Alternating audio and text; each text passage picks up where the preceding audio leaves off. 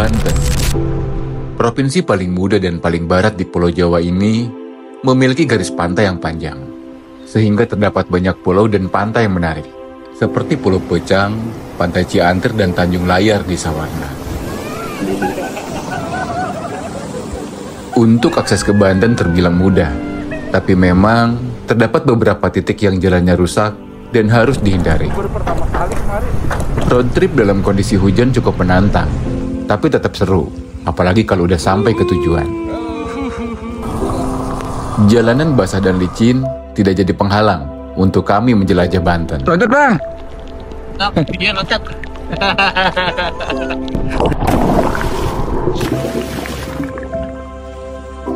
Nah, lebih lanjut mengenai bagaimana rute akses untuk motoran ke Banten, tempat apa saja yang kami kunjungi, dan berapa biaya yang dikeluarkan, berikut perjalanan kami road trip 3 hari 2 malam menjelajah Banten.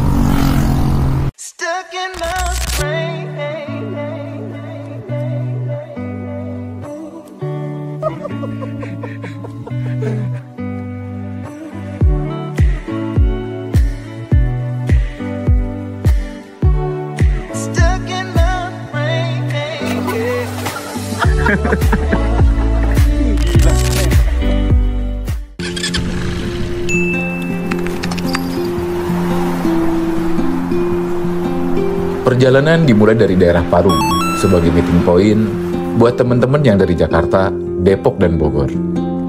Dari awal, kegiatan dan itinerari udah nggak sinkron. Bahkan Awan yang merencanakan perjalanan ini karena sesuatu hal nggak jadi ikut, tepat di waktu keberangkatan. Awan minta tungguin dulu nih ngambil tas. Awan mau pulang dulu ngambil tas, mau ikut katanya. Tahu, tega dia. Kau yang memulai, kau yang mengakhiri.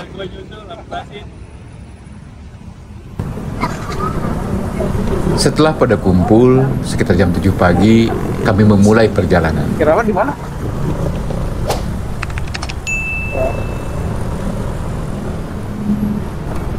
Dari Parung, kami menuju Pandeglang sebagai pemberhentian pertama, sekaligus meeting point sama Rido yang berangkat dari Bogor dengan jalur yang berbeda.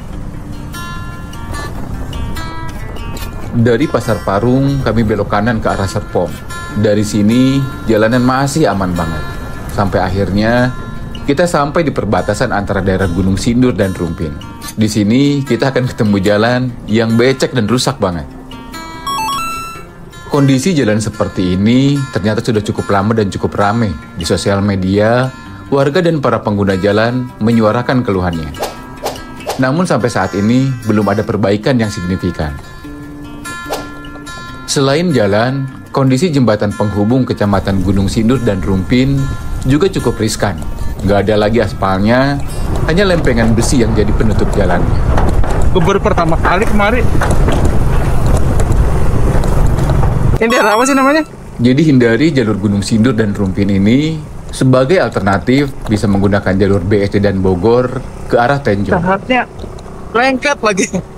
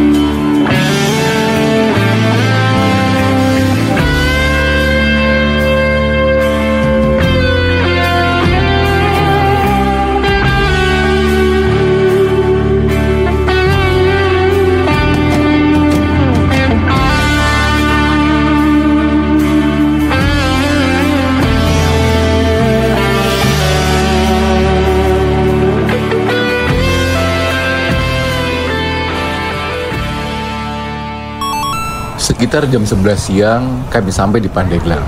Tepatnya di rumah makan Peninggalan setelah menempuh jarak sekitar 120 kilometeran dari Parung. No, gua ada tuh, Dek, di tas. Rumah makan Peninggalan ini cukup dikenal di Pandeglang. Berdiri sejak tahun 1980-an, mempunyai konsep bangunan saung panggung yang dikelilingi kolam ikan di sekitarnya. Kalau ada gembira satu. Ayam dulu berdua aja kalau aja. Ayam apa deh? Ini setengah itu ayam bakar. Setengah dipotong dua. Ayam pas itu. Iya. Rame dua. Bawa makan sayur asam. Iya, makan aja. Ayamnya mau digoreng? Ayam bakar. Bakar goreng. Bakar ya. Yang ngomong ayam. Oh, berarti dua. Oh, berarti ini setengah ekor, Pak.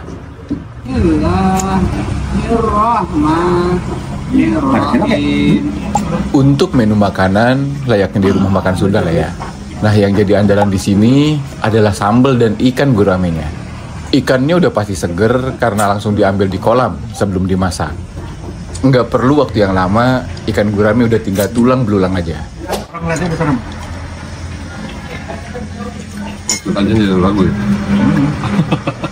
Untuk harga cukup murah. Kami berdelapan pesan makan, minum dari kopi sampai soft drink, nggak sampai 500.000. Sangat direkomendasikan sih untuk mampir ke rumah makan ini kalau ke Pandeglang. Tempatnya yang nyaman, bikin betah juga buat kita istirahat lama-lama. 2,5 jam kami menghabiskan waktu di sini. Sekitar jam 1 siang kami melanjutkan perjalanan.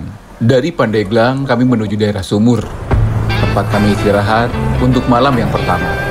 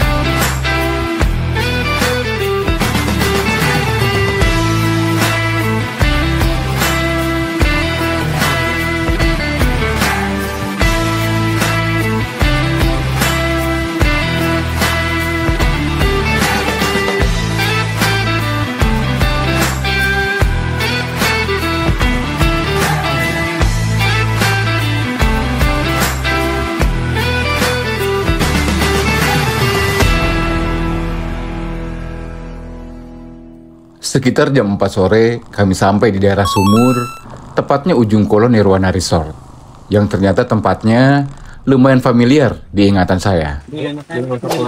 Warung itu, Dek? Itu warung? Warung dulu aja yuk. Kita satu pil aja atau dua pil? Lihat dulu dalamnya. Lihat dulu dalamnya. Di situ sih udah ada 3 kasur ini ya, 3 kasur. Nggak buat 2 orang loh. Yuk, masuk dulu. Ujung Kulon Nirwana Resort, tempat di mana kami menginap saat ini, ternyata lokasinya di dermaga penyeberangan ke Pulau Pucang yang saya kunjungi persis setahun yang lalu. Di sini terdapat beberapa villa yang disewakan untuk pengunjung. Gue di sana ya sama Bayu yang rokok.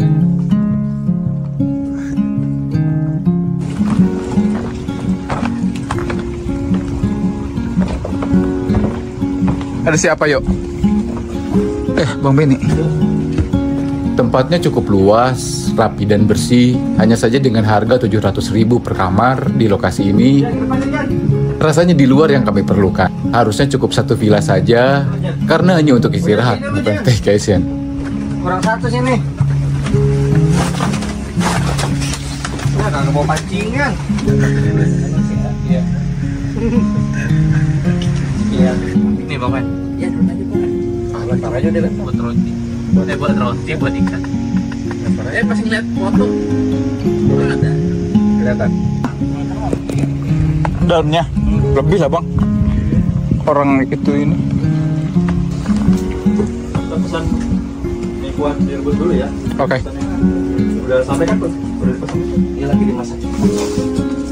Karena sudah terlanjur booking, kami tetap mengambil 2 kamar dengan harga 1.400.000. Jadi kompor buat apa? Ngopi. Dengan harga tersebut, selain kamar kita dapat sarapan. Selebihnya nggak ada lagi, semisal snack atau bahkan air minum. Jadi harus beli lagi secara terpisah.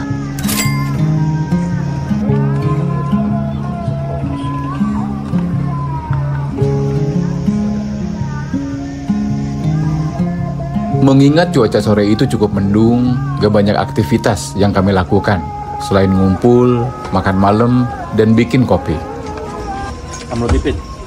Udah tinggi. Padahal Iya, dia, begitu. dia kan jaga makanan ya? Dia kan tadi kaji ya? Ya, dia kan nggak pernah makan daging. Makan Iya. Iya, tapi kan telur. Pikiran. Nah, pikiran. Yang itu yang nyebrang bawahnya rel. Jembatannya kecil itu kan? Kalian pengen nambah Itu yang buat motor doang. stop Yang buat mobil juga. Iya. Yang buat nyebrang. maksimum 8. Oh, yang gede, jembatan Yang gede. gede. Motor layang. Choose on map. Iya, tapi Choose on map. jalannya Citayam kan cuma 2 Iya, mobil. iya. Pokoknya ke arah Pemda aja. Nanti nggak jauh dari situ sebelah kanan. Namanya pantainya nih. Oh, jangan masjid kan. Sawah. Itu penginapannya udah Ditandain. tandain. Libur panjang. Jadi kita nawar Pak gitu kayak tadi gitu. Libur panjang bisa dapat, Pak. Iya. On spot mah bisa kayaknya. Ya on spot aja, Pak. Akhirnya kan dikit banget ya. Mental banget ini. Pan, kalau badan gue tinggi kayak lo, gue pasti ngambil X-Max, Pan, beneran. Ini pas gue pakai, gue nyobain punya ada ipar gue. Belum. Gue pinjam sehari, kagak, gue lewat jalur gue kan gang do, capek do, udah kakinya jinjit di ujung doang. Oke, Bos. Terima kasih. Bang Ben, kopi nggak? Setelah obrolan random, saya nggak ingat apa-apa lagi. Karena kecapean, saya tidur duluan.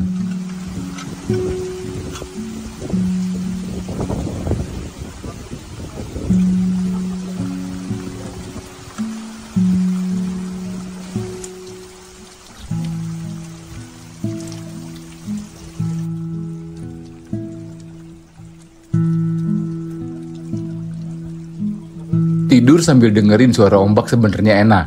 Cuma di kamar yang saya tempati, setiap ombak yang cukup besar menyapu tiang bangunan, kamar akan bergetar, seperti kena gempa. Nah itulah yang bikin saya terbangun jam 2 pagi dan gak bisa tidur lagi setelahnya. Selanjutnya saya coba menikmati suasana pantai sambil menyaksikan nelayan dan orang-orang yang mencari ikan. Sementara kebanyakan orang di saat yang sama sedang terlelap tidur dengan mimpinya masing-masing.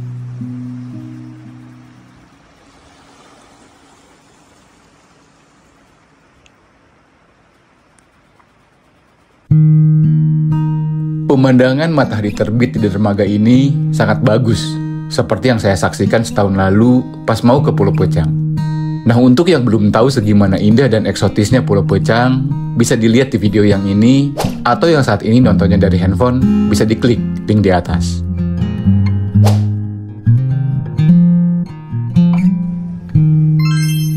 Sayangnya pagi ini cuaca mendung, bahkan hujan. Matahari nggak bisa nembus arahkan awan kelabu waktu itu.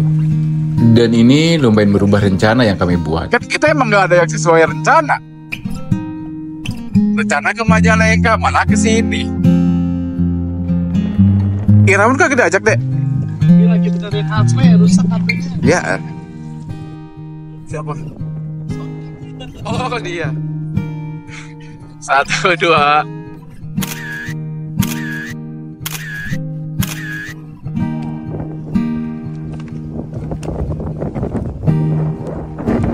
Aduh, bagus lagi. Belum juga sarapan, hujan kemudian turun lagi dan bikin malas gerak. Nanti biasanya dia sesuai tapi Dari penginapan, rencananya semua orang melanjutkan perjalanan ke destinasi selanjutnya. Kecuali Faujan yang harus kembali pulang. Nah, karena kasihan dia udah jauh-jauh kemari, cuman hujan-hujanan doang, saya temenin dia main air di pantai di sekitar penginapan. Si Ade ikut nemenin juga, walau nggak ikut nyebur. Pakai aja sendalnya.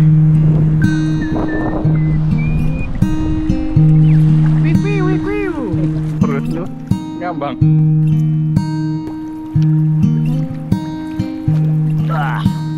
Pantainya lumayan dangkal, namun cenderung berbatu dan lumayan tajam, jadi agak kurang seru kalau dipakai buat berenang.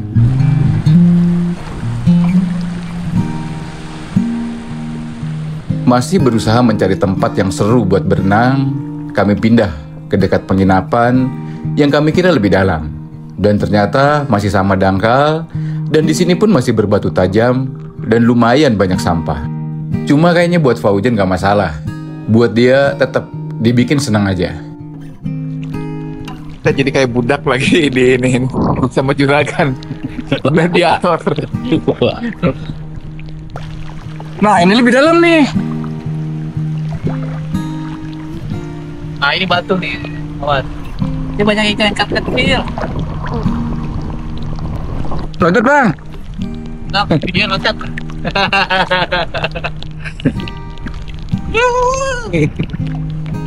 2, 3. Sekitar jam setengah 10 pagi, kami bersiap untuk melanjutkan perjalanan. Ayo atur posisi, atur posisi. Ada 2 backgroundnya kita Pak, ada beberapa background kita. 2 katanya ntar. Dan beberapa angle bapaknya kita ambil.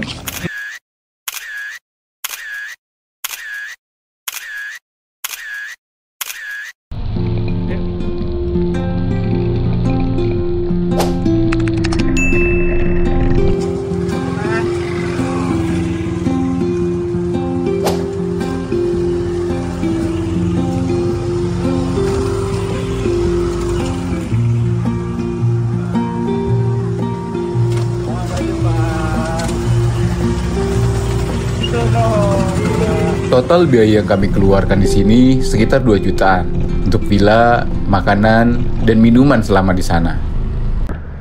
Dari daerah Sumur, sementara Faujan kembali ke Jakarta, kami melanjutkan perjalanan ke Taman Nasional Ujung Kulon. Dari Desa Sumur, kondisi jalan menuju Taman Nasional Ujung Kulon sebagian besar lumayan bagus dan telah mengalami perbaikan. Namun memang masih ada beberapa titik yang masih dalam tahap perbaikan. Untuk motor cukup aman, cuma kalau untuk mobil kayaknya lumayan mengganggu perjalanan. Ada beberapa faktor yang mempengaruhi kerusakan jalan di sini. Salah satunya faktor alam, di mana wilayah ini memiliki curah hujan yang cukup tinggi, yang menyebabkan jalan cepat berlubang atau terkikis. Nah, walaupun aksesnya cukup menantang, perjalanan ke Ujung Kulon tetap menarik karena sepadan dengan keindahan alamnya. Selebihnya sih kalau udah lewat titik perbaikan, jalannya cukup menyenangkan. Kita menyusuri sisi pantai selatan yang berselangan dengan hijaunya area pesawahan.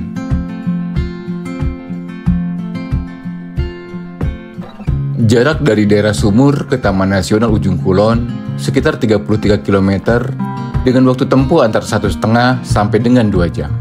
Taman Nasional Ujung Kulon terkenal sebagai habitat terakhir bagi badak Jawa yang sangat langka. Di tengah gerimis hujan, sekitar jam 11 siang, kami sampai di gerbang Taman Nasional Ujung Kulon. Dan kami kesini menempuh puluhan kilometer asli, cuman buat foto di gerbang ini aja. Ya. 1, 2, 3.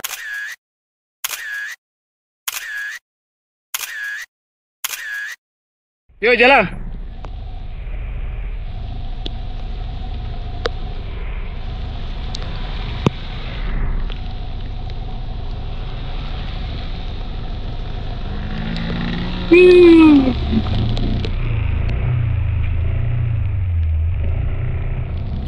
Setelah foto-foto, kami kembali ke arah Desa Sumur.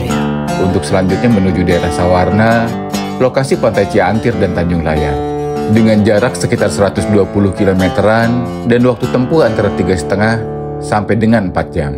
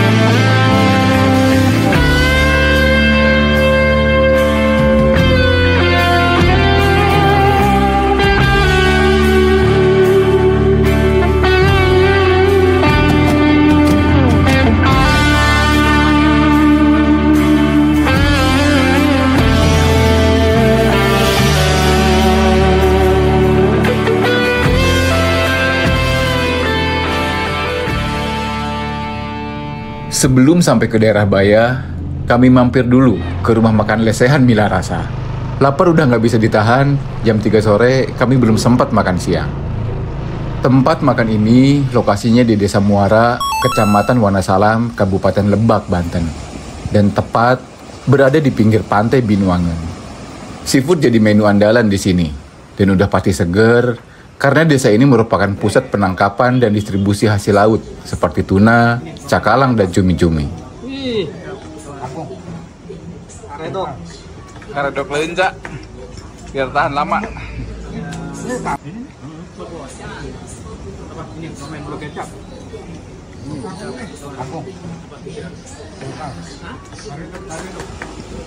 Untuk harga relatif murah, kami berdelapan makan minum sampai kenyang, cuma 400 ribuan aja.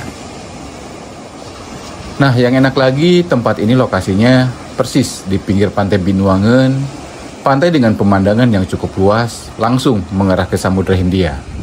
Pantai yang landai dan ombak yang cukup tenang menjadi daya tarik objek wisata ini. Setelah perut kenyang, sekitar jam 4:30 kami melanjutkan perjalanan ke arah Desa Sawarna. Nah, Topan yang nyusul udah sampai di sana.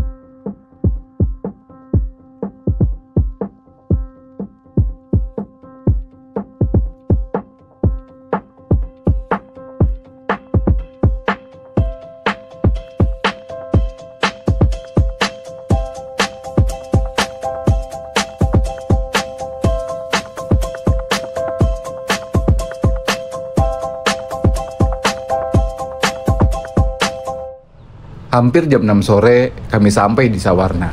Jalan dari Desa Muara ke sini cenderung enak, kecuali yang jalannya beton, cukup bikin enak di perut kalau dibawa ngebut.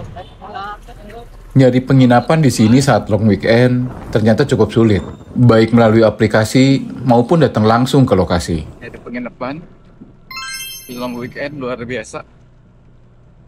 Ya, setelah drama permintaan homestay, penginapan di mana-mana. Setelah 2 jam nyari-nyari, sekitar jam 8 malam, Bang Benny dapat kontak penginapan melalui Facebook. Nah, capek dan lapar, bikin pikiran jadi nggak logis. Harusnya di kiri kan? Iya di sini. Laut ya? Tapi kan tadi kita masuk jauh, Dok. Enggak, nah dulu. Beloknya kemana? Ke kiri. Kita masuk kanan nggak? Ke kiri. Ke kiri kita. Masih ada deh. Hah? Habis lewat. Korban. Mau colok angin nggak? Colok angin. Udah kecapean banget sih sampai sini. Begitu dapat kamar, makan Indomie, udah langsung kencang-kencangan ngorok sampai subuh.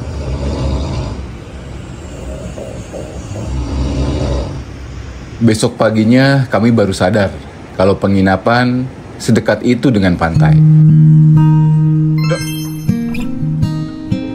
Sap-sap.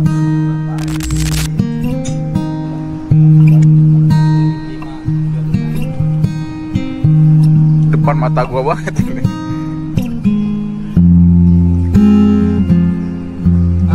Lewat samsatnya.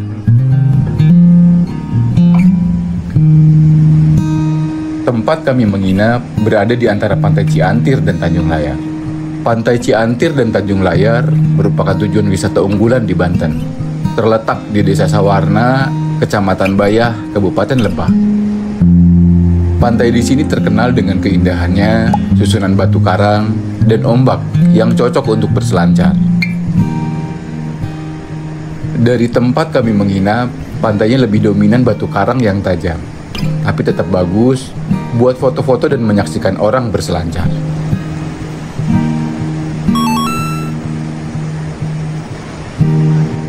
Ombak di pantai ini cukup besar dan konsisten, menjadikannya salah satu tempat favorit bagi peselancar, baik dari dalam maupun luar negeri.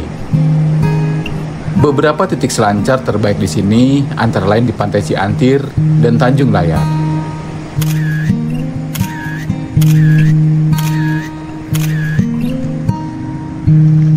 Setelah foto-foto dan menyaksikan peselancar bermain di atas ombak, kami beralih ke tempat menarik lainnya di sini, yaitu Pantai Tanjung Layar.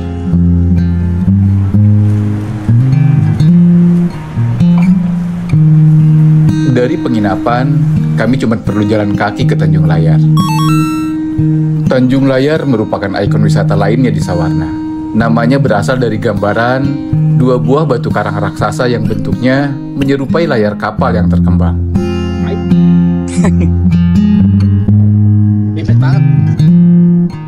Ayo, guys. Di apa tuh, Mas? Time.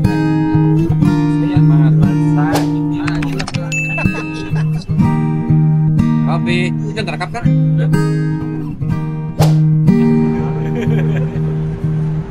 Wajib kesini sih kalau ke Sawarna. Dan batu layar Sawarnanya jadi spot menarik buat banyak wisatawan.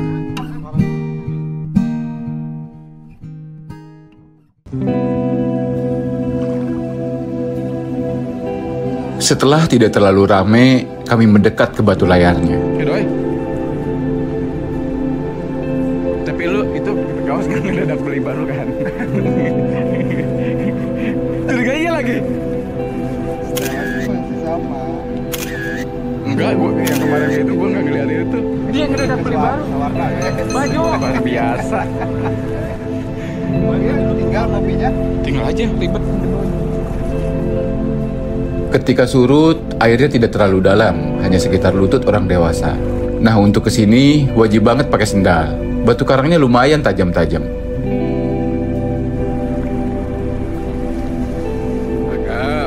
Kami mencoba melihat lebih dekat 2 batu karang raksasa yang berbentuk layar kapal yang menjadi daya tarik utama di pantai ini. Batu layar ini terbentuk secara alami akibat proses geologi selama ribuan tahun dan menjadi ikon khas dari Sawarna. Dok, foto dulu baru.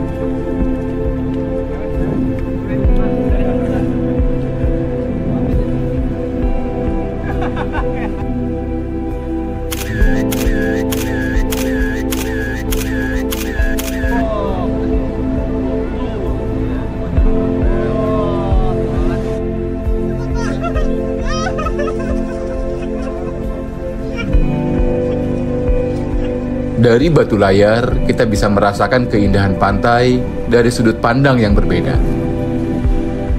Mengarah ke tengah laut, terdapat barisan batu karang yang memanjang seperti tembok. Nah ini, ketika diterjang ombak yang cukup besar, jadi tontonan sekaligus hiburan yang lumayan seru.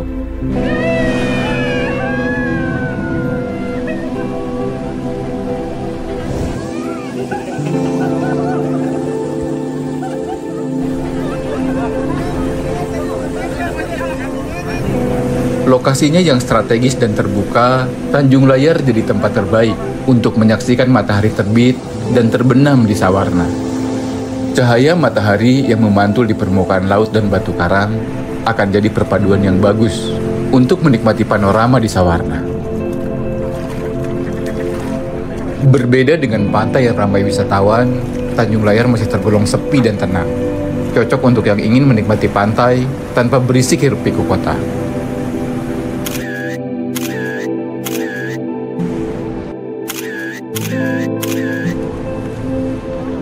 Sampai seberang lah, gue pegangin, lu masuk lah. Kalau kita berat gede berarti itu laut.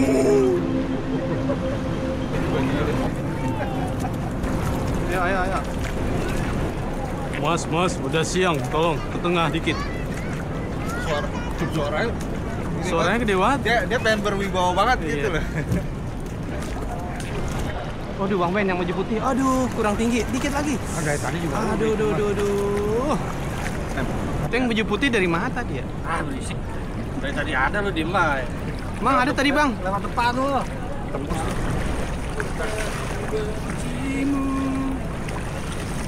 Area Sawarna terbuka 24 jam dengan tiket masuk 10.000 per orang dan parkir kisaran 2 dan 5.000 untuk motor dan mobil. Nah, karena penginapan kami sudah di dalam kawasan wisata Sawarna, jadi nggak ada lagi biaya parkir. Adapun biaya penginapan kami di sini 300.000 per kamar dan nambah lagi 250 ribuan buat makan malam dan sarapan untuk berdelapan.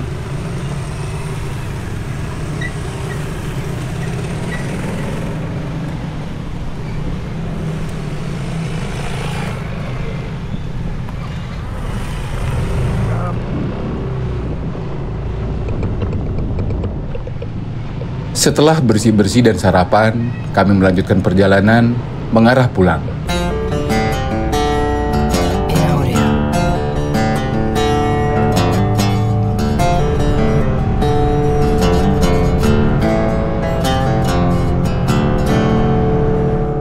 Gua nggak tahu ini jalur mana. Edan, tanjakannya Edan. Ini gila.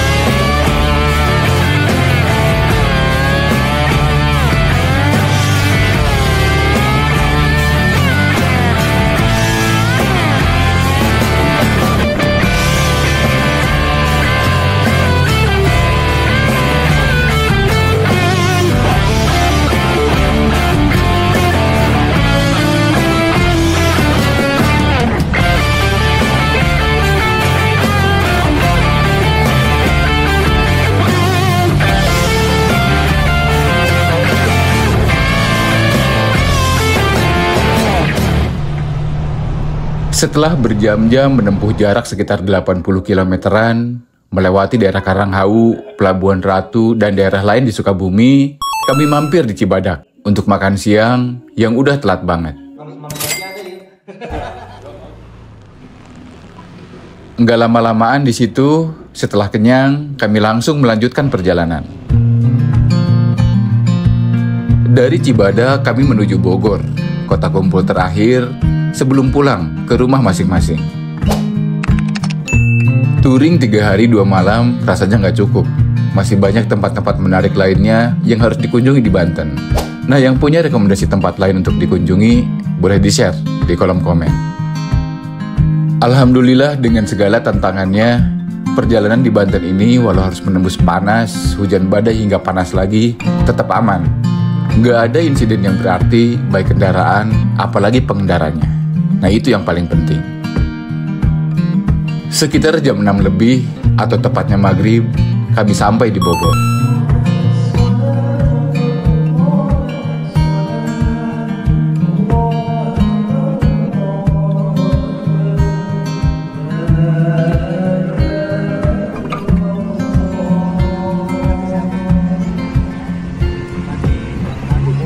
Nah, berikut ini tips perjalanan dan biaya yang kami keluarkan selama 3 hari 2 malam di Banten.